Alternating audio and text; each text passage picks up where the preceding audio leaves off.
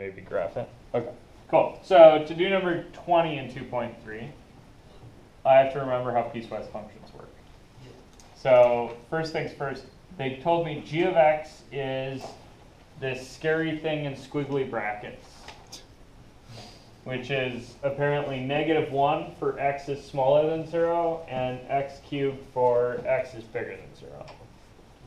So anytime it's less than 1, it's going to be a line. Less than 0, it's going to be a line. Okay, so maybe we could start thinking graphs, right? Yeah. So anytime x is less than 0, the output's -1, right?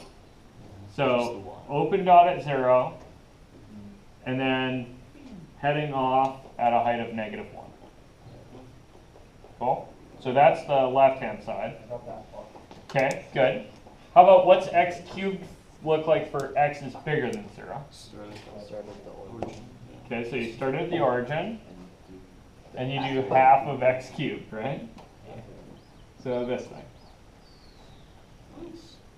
Cool? Now find your A. Okay, so for A, I want to do g of -2. So which part does -2 fit in? The top part or the bottom part? Bottom. Or the, oh, you're talking about right there. Top part. Yeah, so it fits in, right, -2 is smaller than 0. So I'm in this part, which means my output is -1. Okay, cool. That's A part A. So how about g of 2? Is 2 bigger than 0 or smaller than 0? Bigger? So which part does it go in? The cubing. So what's 2 cubed? 8.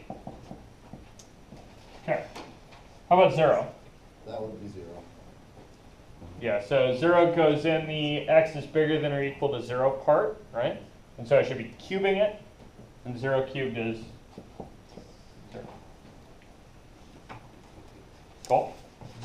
All right, how about domain and range? Its domain is all real numbers. Good. So the domain should be all real numbers because numbers are either less than 0 or bigger than or equal to 0, so they fit in one of the pieces.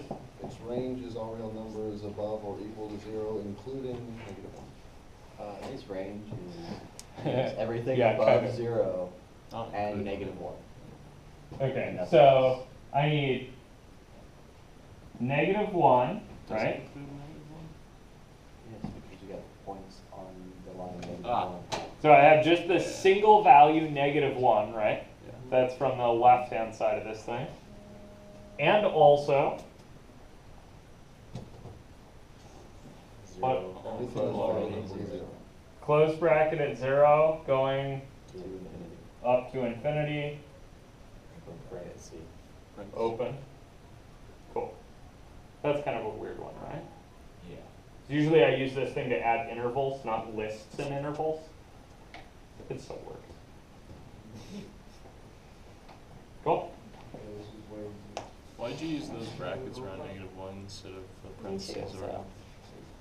So I use these brackets, right, because this is really just a list with one value in it.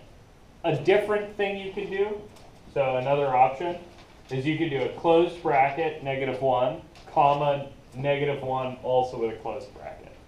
Oh. This is like a really dumb interval, right? It's the interval of all the numbers that are between -1 and -1, including -1. Be a little careful with these. If you do this, you can write down things that don't make any sense in a hurry.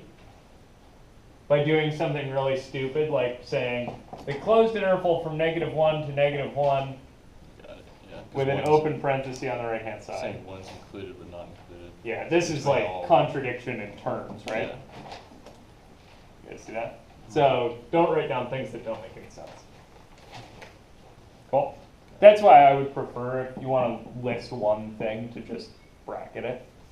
With those brackets. Yeah, with those brackets. So, for example, if we had a 3-part, I got you.